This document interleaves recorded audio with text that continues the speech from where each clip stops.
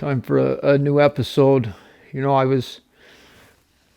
Honestly, it's been a little tough to think about. I've got so many different ideas and different thoughts running through my head, and certainly plenty of opinions from people. Some are good and some about what I should say and do. But as I pray, these things just kind of come together. Today, I wanted to talk about my physical journey of healing myself physically, and how healing my gut healed my mind. I want to start out with this just as a disclaimer. Same with therapy and everything else. I'm not a doctor. I'm not a health practitioner. Some of the stuff that I'll talk about, I'm sure there are new advancements in the understanding of the body and mind.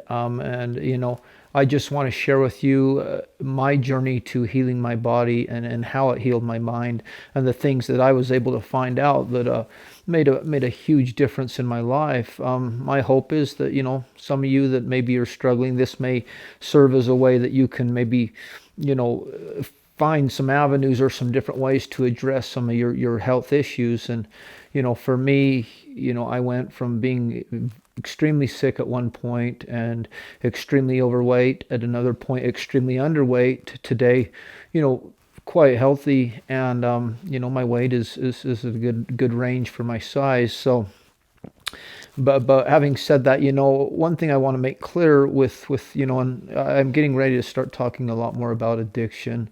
When I start doing that, one topic will be on addiction in general. Another will be the mind of addiction. Another one will be different types of addictions, drug, pornography. Another one will be dealing with those that are your loved ones that have addictions. Maybe another one will be trying to take away the shame that's stigmatized with addiction. But there's a thought in recovery that in order for someone to be sober, they can't be on any drugs at all. I think that's somewhat of a dangerous idea. For me, an addiction is an addiction if it makes your life unmanageable, excuse me. If persisting in this behavior, regardless of what it is, whether it's drugs or porn or fantasy football or eating or whatever, if it makes your life unmanageable and you can't control it to where you start having a hard time manage your life, that's an addiction, right? But I am not against medication. I do have views on it, but I would absolutely not feel qualified. And in my mind, as far as that goes, whatever makes your life the best. Everything I think has downsides to it. But if there are medications that help you to live your fullest life, good for you. I'm happy for you. So that's certainly not where I'm coming from with this thing. But kind of to start this out, I went on a mission to Hawaii, and I went in 2000. And in the MTC, I just started getting sick, and my stomach just got really sick, right? And I started having severe cramps and constipation, and then every once in a while I'd have diarrhea. Well, I was happy when I had diarrhea, because it was kind of like a release, right? Where I was always just kind of caught up here, and I don't know what exactly triggered that. I'm sure a lot of it was some incredible stress that I experienced when I got into the MTC. That there's certainly different types of bugs and different things floating around there as well. So I got out on my mission, and it was bad. One time I was with a mission companion, and well, he wasn't my companion, but we were on team ups, and God, I never came so close to crapping my pants. And we were 2 miles from there, and that idiot made me ride my bike the rest of the way, and then he made me carry my bike upstairs, and I was so close to losing control of my bowels, I didn't have time to argue with him, and it was like a Dumb and Dumber moment. And my stomach was messed up. And so finally I met with the doctor that would treat all the missionaries, and through different things she thought, well, you may have cancer. And she said, there's a good chance you do. So I had a colonoscopy, and there was nothing there. So for the next 15 years or so of my life, constipation was just a regular occurrence. And I think I had maybe probably on average 3 solid bowel movements a year. And I'll talk about how the stomach correlates to everything else here in a little bit. But that's when I really, I didn't quite feel good. Well, if you follow my story, part of where my life changed was it was a misdiagnosis with attention deficit disorder. And I could see how they certainly thought I was, and I have elements of that. And so I was prescribed Adderall. Well, Adderall didn't work the way it would work normally with someone who has ADD. If you do stimulants, caffeine, Adderall, these different things tend to slow you down. Well, for me, they did not. They sped me up. They sped me up a ton. In fact, they made me all knowing. If you had a problem, I was your man. If you were looking for a man, I was your man. I knew everything about anything. So if if you want to talk to people that are around me at that time, I already suffer from thinking I know too much as it is now. So it definitely intensified that. But through it, I went into what's called a manic episode. For you guys that haven't seen my story, people that are bipolar will go in and out of mania. The DSM, which defines mental illness and talks about the characteristics, when someone is bipolar, they will shift from being super depressed to manic. And mania has different levels of intensity. There's hypomania, there's a full-fledged manic episode, but it's marked by certain things, uncontrollable spending, inability to think about consequences, extremely risky sexual behavior. Basically, you can't, or I couldn't, when you're in mania, you lose the ability to shut down or to withstand anything that sounds pleasurable. So, I talk about the effects of that in my story. I lost $1 million business as a result of decisions made. And I'll talk more, or I talked already about that, and I won't get too much into that. If you want to look into that, you can look at my story, which is episodes 2 through 4. But, I was in rehab, and, for me, I just thought I'm the worst human being there is, because these things that I had done as a result of going into this manic episode were not things I normally would do. And I hadn't abused Adderall either, but because I wasn't ADD, it was working as a stimulant, meaning it was just speeding me up, not slowing me down. Well, I was really concerned. I was concerned that I was forever a liability because, as far as my family members and people that knew me, they had no clue what happened. This guy, although he's had, somewhat of a colored past, never any indicators or any markers like this ever. And then all of a sudden, everything just kind of collapses at once. Well, it was a major blow to me in a lot of ways. Well, I went to a couple rehabs right at first, and the second one, they had this alternative health clinic, and I went and I talked with them, and they did a full metabolic panel on me, my blood, my vitamin levels, everything, and it was fascinating some of the things that they found. Right, one thing I learned is I have what's called the MTHFR mutation. So there was a study back in the early 2000s, and you get this certain type of gene from your mom and a certain type of gene from your dad. One can be mutated or both can be mutated. Mine are both the worst mutation that they see, right? Well, the main thing that this mutation does is you cannot metabolize B vitamins, specifically methyl or B6 folate, right? And so you can get tested for this. Doctors test for it, normal doctors too. It's the MTHFR mutation. The drug companies have what's called a medical grade food. I believe it's Deplin. It's very expensive, but because it's a medical grade food, you can also just take methylated vitamins, methylfolate, methylated B12, these ones, and they're already methylated. So if you have this mutation, then you can handle these B vitamins. Well, if you've never had B vitamins in your life, you're certainly going to experience some things with it: anxiety, depression. If you want to study that mutation, there's a lot. My opinion is that the medical field here does not understand how significant that can be to people. And so learning that I had that. I was also extremely low on my vitamins. Well, this made sense because, on Adderall, I was, taking 40 milligrams, which I was prescribed. I was running another 40 minutes a day. I was working out another 30, and then I was, eating maybe 300 calories a day. So I was severely malnourished. And as I was malnourished, my mind and body weren't getting the nutrients. My behavior was becoming more erratic. So she tested me on all these vitamins, and I was very low.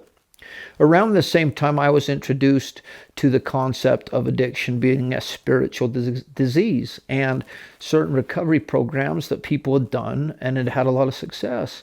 Well, a lot of these stemmed in the belief in a higher power. At the time, that was a little bit of an issue to me. Not that I didn't believe in him, but I was extremely upset at him. I was frustrated because some of these things had happened to me in my mind and my body, and I was not abusing the medication, and so it took a long time for me to understand why God had me go through that trial.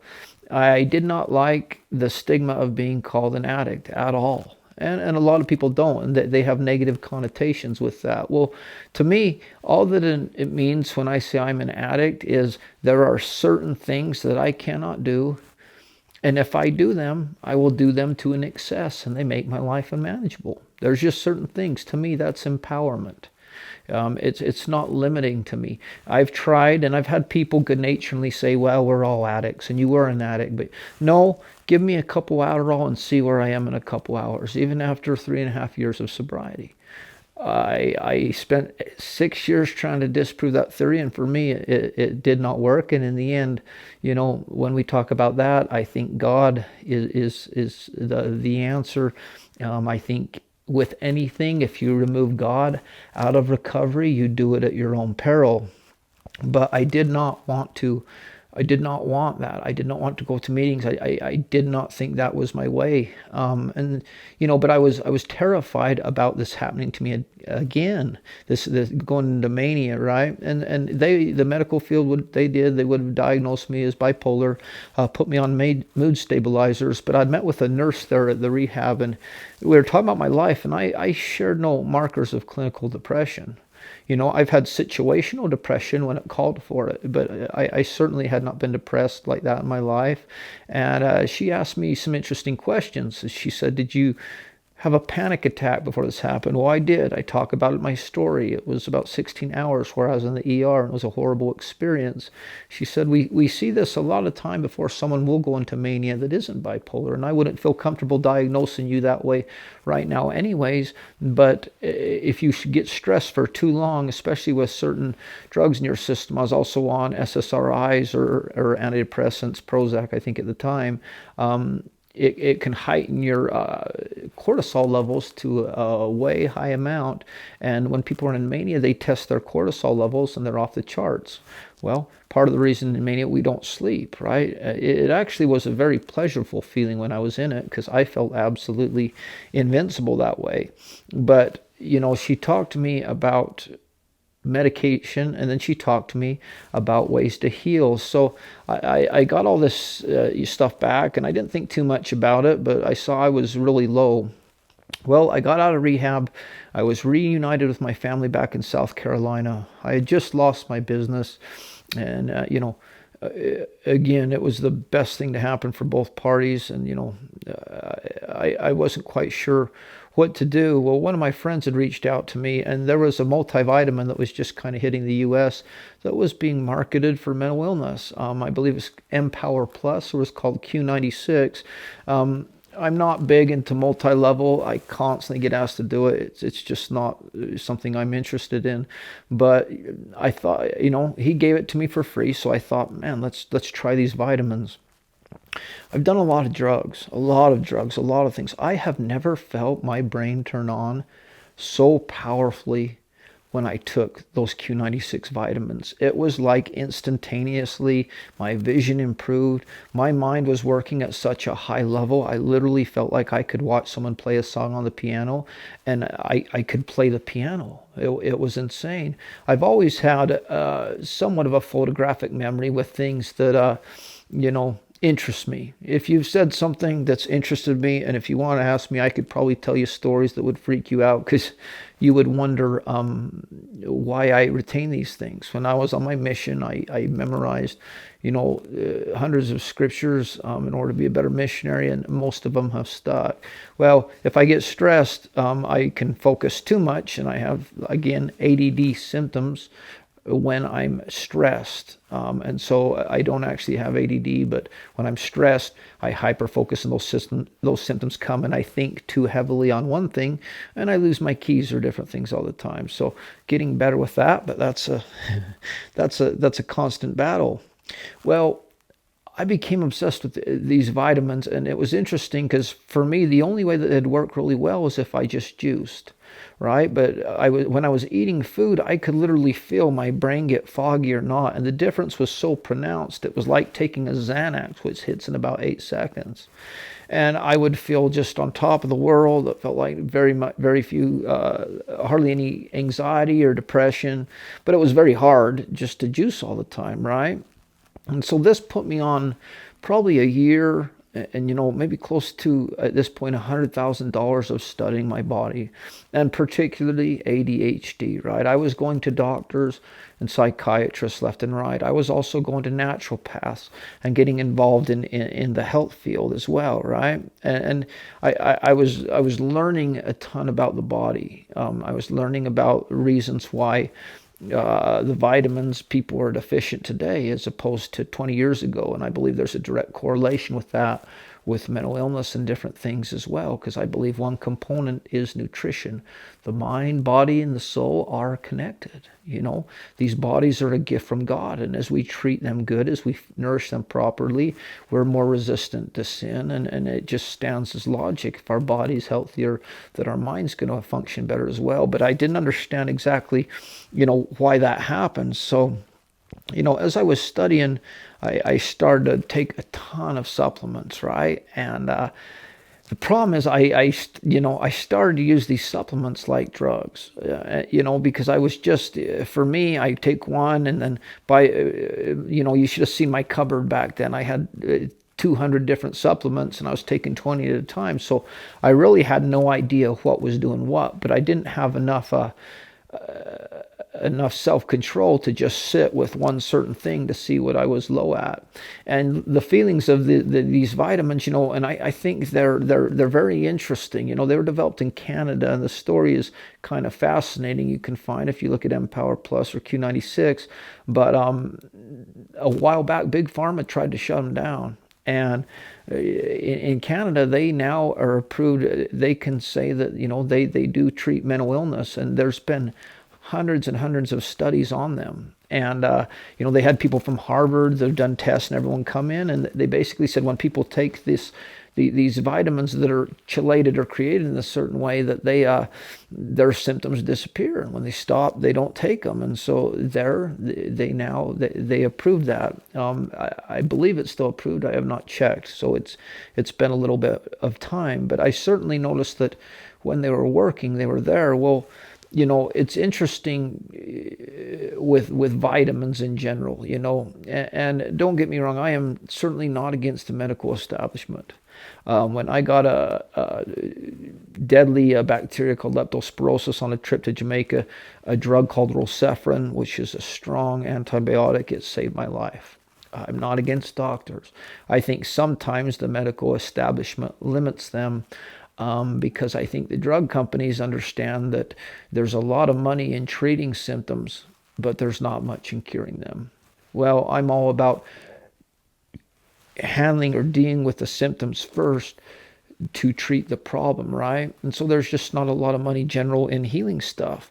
But, I think there's a few people that have blood on their hands, in my opinion. One is the food modifiers. In the book, and one of the books that I think is a fantastic book that really set me on this journey, it's by John Gray. He's the guy that wrote Men Are for Mars, Women Are for Venus. Well, he started to get early onset of Parkinson's disease. And what Parkinson's disease? It's that shaky disease where you're losing dopamine. Well, ADD is also an issue with dopamine, and addiction has issues with dopamine as well. And he had obviously a lot of money, so he spent all this money on this health stuff, and he healed his Parkinson's.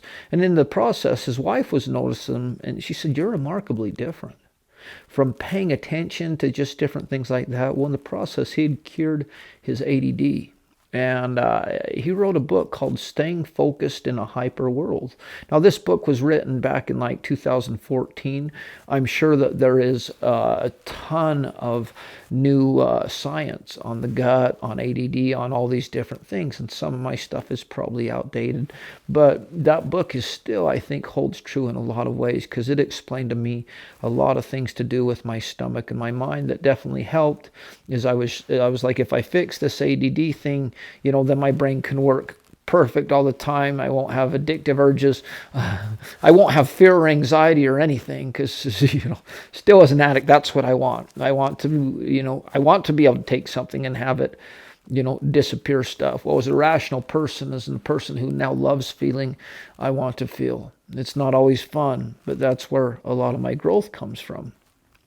But food modification, or modifying our food to make crops so they can make more and make more money. Well, they've done studies where I believe this one was in Staying Focused in a Hyper World, where a squash now from 30 years ago had 7 times less vitamins and minerals, because the compromised soil quality, as well as pesticides and different things like that. And so we're just not getting as many vitamins and minerals as we need. Well, our brain needs those things to function properly. Well, for me, from being on stimulants for such a long time, along with hardly eating at all, along with incredible amounts of stress, my vitamin levels when they were checked were extremely low. Well, these vitamins are effective because they take a 96-hour process. It's called chelation, where they make them extremely bioavailable. Most vitamins and minerals, when you take them, you're going to have very fluorescent bright urine. Well, you have none with this because you're absorbing all of it. Well, as I was getting those vitamins and minerals, it was showing me this is a component to your healing, right? Eating healthy is going to help your mind, because at this point it was all about healing my mind. Today, I love working out, and there's been parts of my life where I've worked out a ton and parts where I haven't at all. But at this particular time, my focus was not on getting a six-pack or getting build or different things like that. It was helping my mind to feel better. And so those vitamins had an effect, but for me they never quite stuck. They weren't the long-term answer, but I know a lot of people that take them religiously, and they help a lot. That they are here in Utah. Again, it's Q96, or maybe they go by Empower Plus, one of the two. But I've had a lot of people have remarkable results with them. You do not have to sign up on the MLM to use them. Like doTERRA, one of those, they're a MLM that has a ton of people that are not interested in the business, but just love the product, because I think it is a good product. So I, started learning about that stuff, and as far as the drug companies, the manufacturers, there's no money in healing people. And I'm not saying everyone that's a drug manufacturer's there, but I firmly believe they've got a lot of blood on their hands, from addiction to different things like that.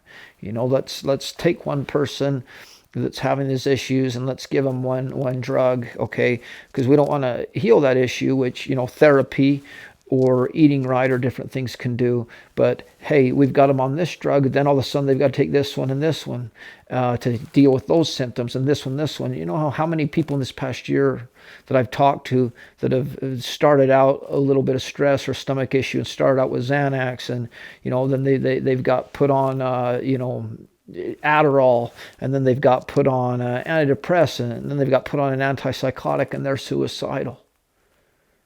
They want to die. Well, that happened to me too, by putting on a mixture of all those drugs. I think there is a better way. Again, I'm not saying in every circumstance that people shouldn't be on different drugs, because again, I don't know. And I've learned one thing by healing yourself, a couple things naturally. One is you kind of have to heal yourself to an extent. You've got to do research.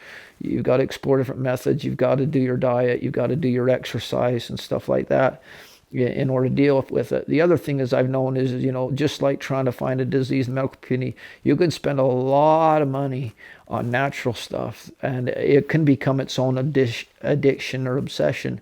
As you're peeling back layers of your health, I've got to deal with this, and I've got to deal with this. And I know some people that I think are probably healthy at this point that have had severe physical setbacks, but are just addicted to trying to get the body to constantly function at optimal levels. Well, and some of them negate the healing process of the mind, which I'll talk about has a critical role in that as well.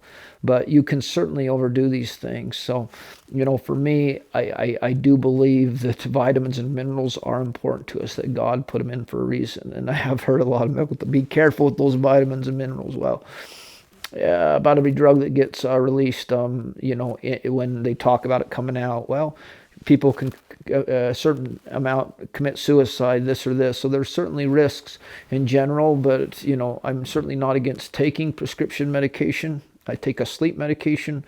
It's not a controlled substance, and I'll probably take it.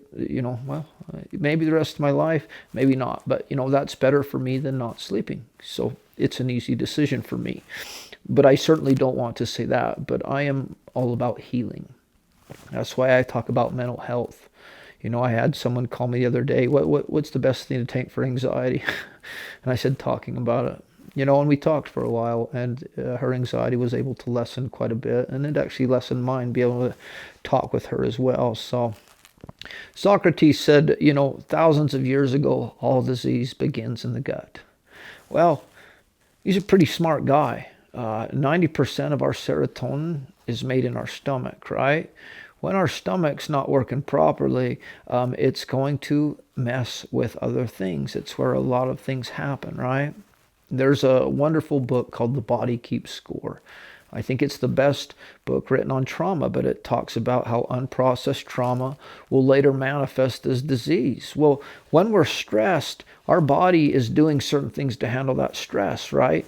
We are not breathing properly, okay? Well, that's a big one. Our body requires a certain amount of oxygen. We're not holding ourselves the right way. That's going to create aches and pains in certain areas, right? We're not going to be able to eat because we're stressed, or we're going to eat too much because we're depressed, or vice versa, depending on your chemistry, right?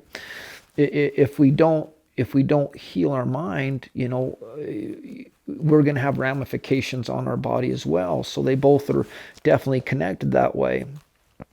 Well, eventually I got, I got introduced to this diet. It's called the GAPS diet. It's the Gut and Psychology Syndrome. It's by a Russian. I believe she's a brain scientist. I can't remember exactly what it is, but it's the GAPS diet. And she said she had used it with her son, who was full-blown autistic. And I believe in the end it had healed him. But it was a fascinating diet. And I went to some health practitioners that had recommended it to me, and it was extremely intensive. The whole basis of a lot of this diet is maintaining the integrity of your gut wall, your intestinal wall. Well, normal doctors, I believe, are starting to come around to this concept, but it was not taught back when I was having my issues of how important maintaining this gut wall is. Well, there's certain things that are going to throw it out of whack. Stress certainly is. Diet, eating the wrong things, is going to create issues there. Antibiotics are like nuclear bombs. Sometimes they are incredibly necessary. In infectious disease, incredibly necessary. With certain colds, incredibly necessary. I had leptospirosis, would have died without it. They used to prescribe certain drugs with it. Nystatin, or I believe it's called diflucan. You'd have to look at the pronunciation, but these are antifungal drugs. Well, what they do is they wipe out all of the bad stuff, but they kill your gut flora. The reason probiotics are good is they replenish that gut flora, which has a direct correlation with your brain health. Well, your stomach in a perfect world has a mixture of all these different things in it, including what's called candida, or we call that thrush on a baby's tongue. It's yeast. Well, if you take a bunch of antibiotics, or if you're not eating good or these different things, you're going to start to get holes in your intestinal wall. If you read any book by a food scientist who's a medical professional who studied both and has a medical degree, they won't dispute the validity of leaky gut. Basically what happens is you eat certain foods, the food passes through your stomach into your blood. Well, food's not supposed to go into your blood. At that point, your body's going to see it as an invader. It's going to attack it and create white blood cells. Well, as it attacks it, this is going to create inflammation. Inflammation is the real killer. It's what causes all these issues. Stress causes tons of inflammation. It can absolutely affect the brain. As it affects the brain, it can cause stress. It can cause hyperfocus. It can cause all these different things. And so working on my gut and doing this was well, crazy. You can look, you can Google the diet. There's a little book on it. But one of the big things is bone broth. And so for a long time, I was going and getting femur cuts from, they're called soup bones. Every butcher will know what they are at this point. They're incredibly expensive at Harmon's, not as expensive at Macy's, but the best are femur cuts. You can do different types of animals, and then what you do is you make yourself a bone broth. The Lakers use bone broth for their stuff for a long time for healing things. It's something that's very widely well known, and it's a great source of collagen, a great source. Well, what it does is it heals the integrity of the gut wall. And so that point, if you're reacting to certain foods, they're not going to get in there, and then you can start to do kind of an elimination diet. Otherwise, you'd be reacting to about everything you eat, and you can decide, there's certain foods that you have an intolerance to, which is different than you're allergic to. If you're allergic, you're going to get hives or different things like this. Well, there's some science that proves this. There's what's called an ALCAT test. I believe it's ALCAT test. Any naturopath or health practitioner will do it. Well, what they do is they take your blood, and depending on how much you want to get tested for, you can get tested for 150 foods, additives, different things. So I did this ALCAT test, and I was incredibly intolerant of apples. Well, I had been drinking apple juice for a year. But when they would introduce apples to my blood, it was creating tons of white blood cells. Well, apples shouldn't create that because they shouldn't be getting into my blood. I started to cut out apple juice. Started to feel a lot better. Started to take this bone broth, and we mixed it with vegetables, and they talk about how doing it, if you mix it the right way, it's actually not bad. Started to lose a bit of weight and feel better. Started to not react as well as stuff. And then I started to reintroduce different foods. What was interesting is I started this, my stomach, it was like, oh man, it was like a coating on my stomach, this bone broth, right? And I had to take ox bile to break down a ton of the fats, but I was not gaining any weight. In fact, I was losing excess body fat. As I was doing it, I started to have solid bowel movements for the first time in like 15 years. My stomach started to go up, started to feel better. I started to stress less. I noticed that if I ate a food that was not good for me, it would create anxiety and depression almost instantaneously. And some of this could have been placebo effect, but I don't think much of it was. It was about every time. So as I really worked on this and I started to heal my stomach, my mind started to heal. ADD is tough, and there's parts of it that are incredible. There's parts when someone hyper-focuses, when they make their mind up, and when I'm anxious, I still have elements of ADD. I put my mind to something, I do it. But if something doesn't give me dopamine, I have no interest in it whatsoever. So people with ADD are very focused and very good at what they're interested in, but it's hard to do something else. Or the normal person can be really stressed and upset, and they come home from work, but if they turn on a TV or something and that engages their attention, they're no longer stressed or frustrated because they're focused on that. Well, if you have ADD, it can be pretty debilitating because it's very hard not to hyper-focus on what's going on. When people lose stuff all the time, complain, I'm like, just tell your wife you're a genius. Just tell her you're thinking about her so much because she's so important that she consumes your mind that you can't remember where you set your keys. But that stuff started to disappear to a large degree, even though I was focused intensely on whatever I'm focused on because I'm a very deep thinker. My mind was still picking up certain things, or when I lost things, I could actually backtrack in my mind the different places I'd been the last half hour. Well, that was incredible to me. That might not be incredible to a lot of you, but it was incredible to me. I could go to the grocery store with the honey-do list and not spend 2 hours going back and forth left and right, not knowing where stuff is, and by the way, accumulating $100 extra on specialty items. But I could think about it and I could put things together. I started to realize that certain tasks I was doing, I was spending 20 more minutes needing to do something. I did something. Well, this was incredible to my mind. And I wasn't taking any drugs. I was just healing my stomach.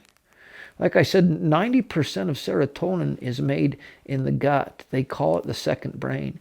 Of just about anyone I know with issues, with mental illness or different issues like this, they have stomach issues.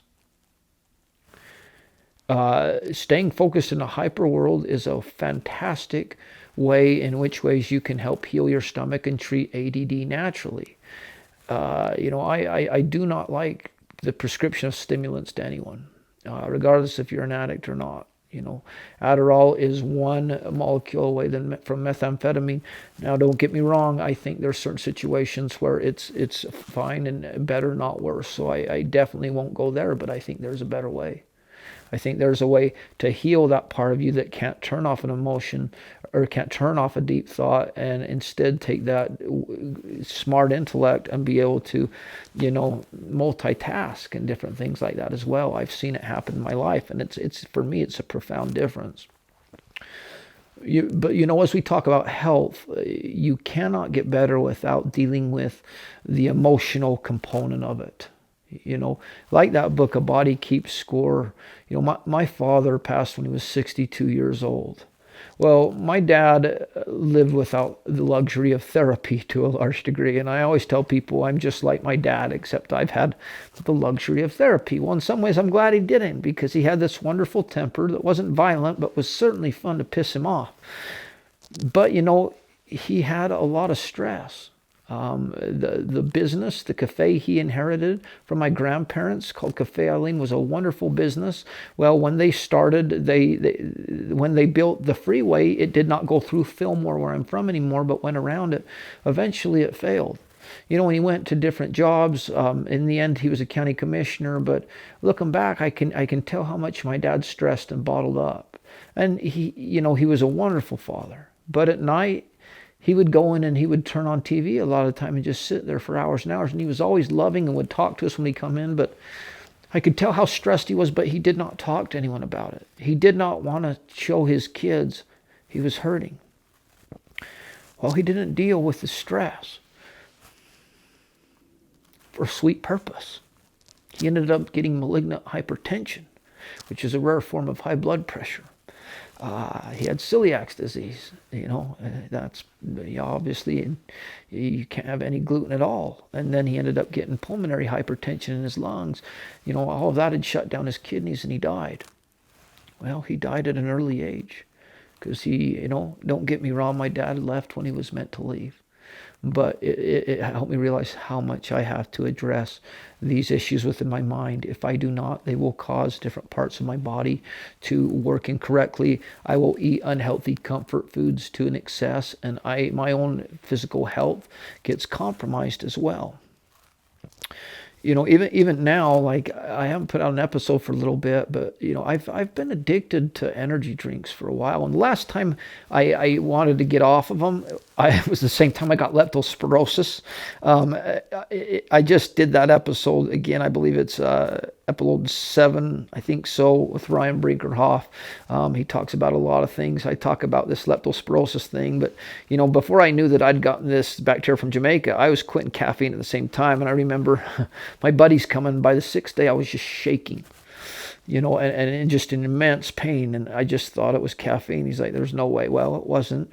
But, there's probably a little bit of trauma associated with quitting caffeine because of that. But, for me, I've been up to like 800 milligrams a day, and I'm clearly numbing. That's clearly an addiction. And, at this point, it's not even giving me energy. It's counterproductive. It's like stressing about money and then, spending as a coping mechanism, which makes your stress work.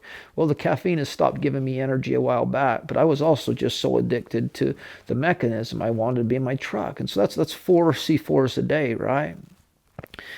Last week I was talking to my therapist and just telling him, he's like, well, hey, you need a psychoactive stimulant and you abuse it, but it's okay because your church says so, for good for you. Oh, pissed me off. But it was true. It wasn't making my life unmanageable in the sense that I was, going and throwing my life away, but it was making me tired. It was giving me anxiety, these different things. So for the past week, I've weaned off this drug, and it is no joke. I have felt depressed. I haven't felt a lot of motivation in, putting out new content. My vocation that I do for a living is definitely taking a little bit of a hit, but I recognize the withdrawal symptoms, and I've made up my mind. I know how to beat an addiction, and this is another one, but it hit upon me the importance of, instead of doing that, starting to eat healthier and drink more water and different things has made a lot of difference. Well, in the first of this episode, you'll see a picture of me, and the picture was in 2014. So I have always been athletic throughout my life, but I went through periods of doing good, doing good. That particular picture was after I got out of rehab, and I was sober, but I was depressed. So for my chemistry, if I'm stressed, I can't eat. It shuts down. It's the best way to lose weight. It's why all these diet pills have extremely high stimulant content. If I'm depressed, just like the girl who gets dumped and eats a bunch of ice cream, I eat, right? And even now, like, I eat pretty good, but like my addictive tendencies kick in. My daughter, I'll get 4 crumble cookies, and they're so mad by the next day they're all gone, and then I'll be sick for 5-6 days, and then I'll want some again, and it's kind of worked for me, but it's also not been good for me as well. Well, when I was in Louisiana after this, and I'd gained tons of weight, I was up to 230 pounds, and I'm, 5'9.5". I was heavy, and I remember looking in the mirror one day. Well, I had a buddy down there that was a chiropractor, right? And he started talking to me, among other things, about the keto diet. And this was before this really went mainstream. But I started the keto diet, and I went into full ketosis. Without any of these ketones or anything else. I think it took 19 or 20 days where only like I had 15 grams of carbs a day, and then I could eat as much fats or different things as I want.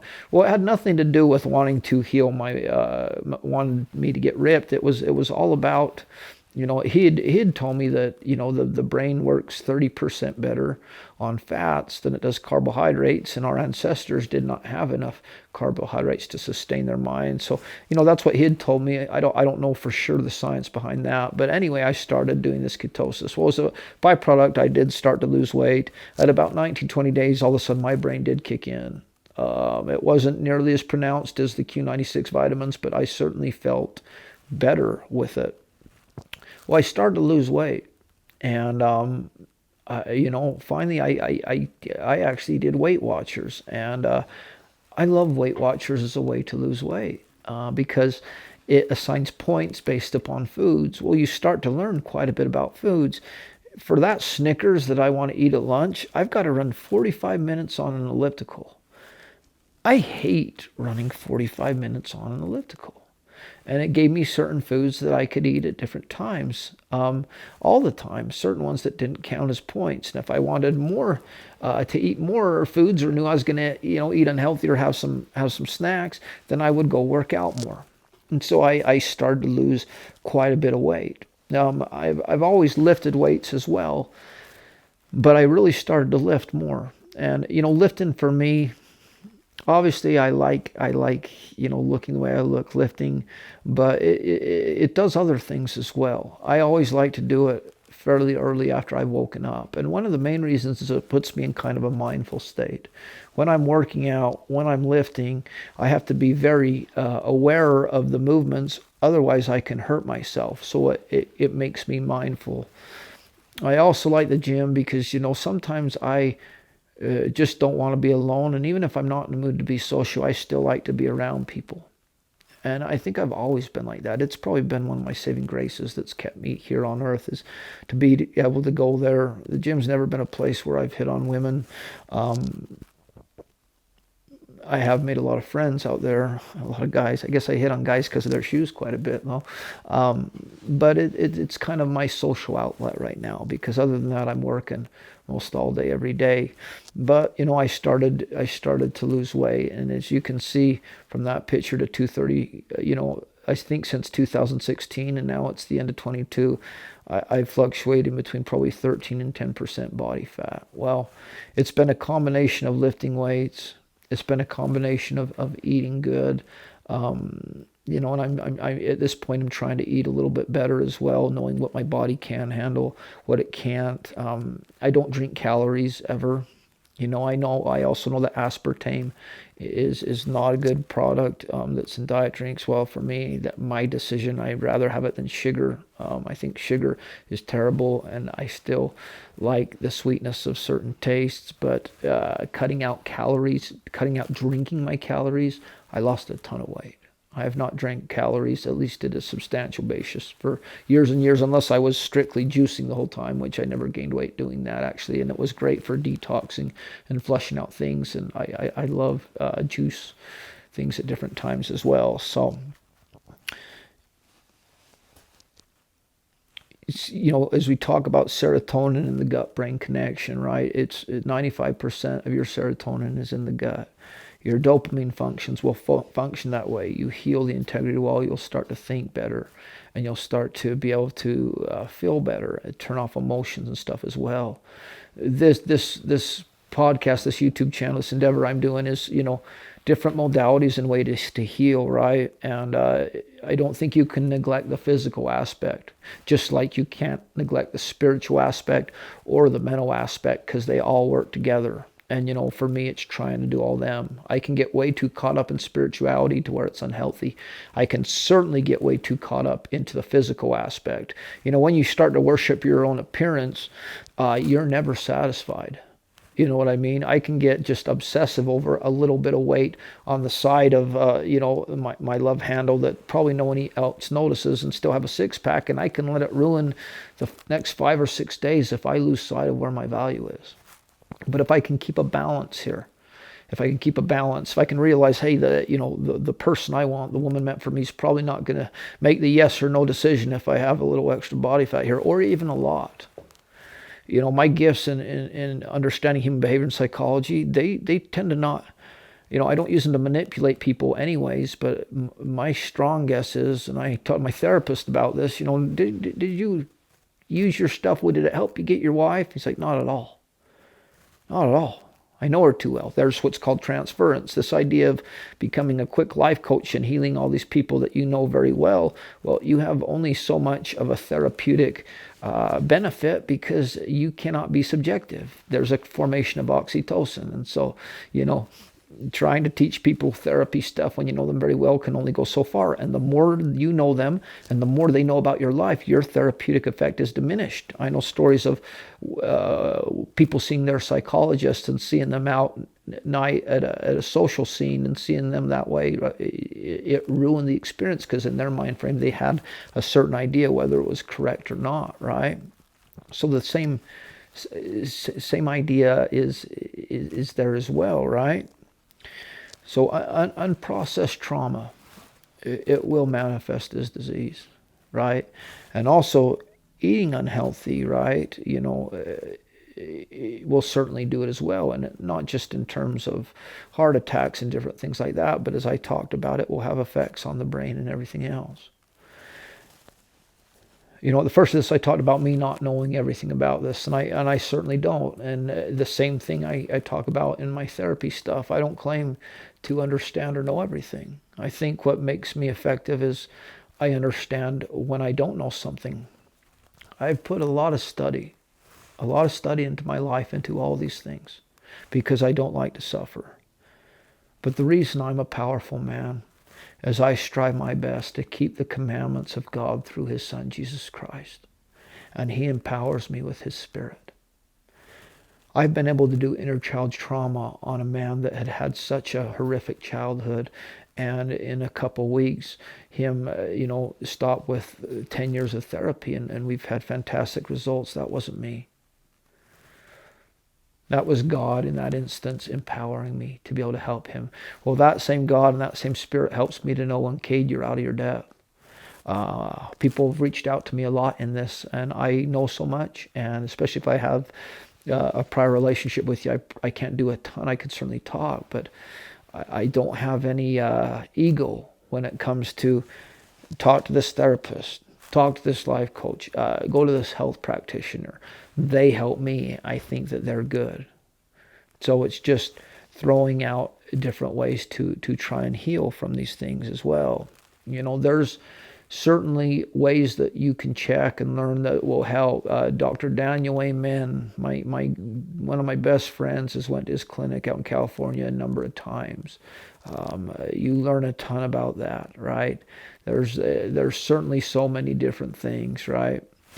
For me, I'm very prayerful when it comes to my body because no chemistry is the same. No healing modality is the same. I do think that I know one, if the person's ready, will heal everyone, and that is the Lord Jesus Christ. But he also has all different ways to heal and modalities, and what works for some people doesn't work for others. And whether you believe in God or not, I think God certainly understands that, and my view is he loves you just as much regardless.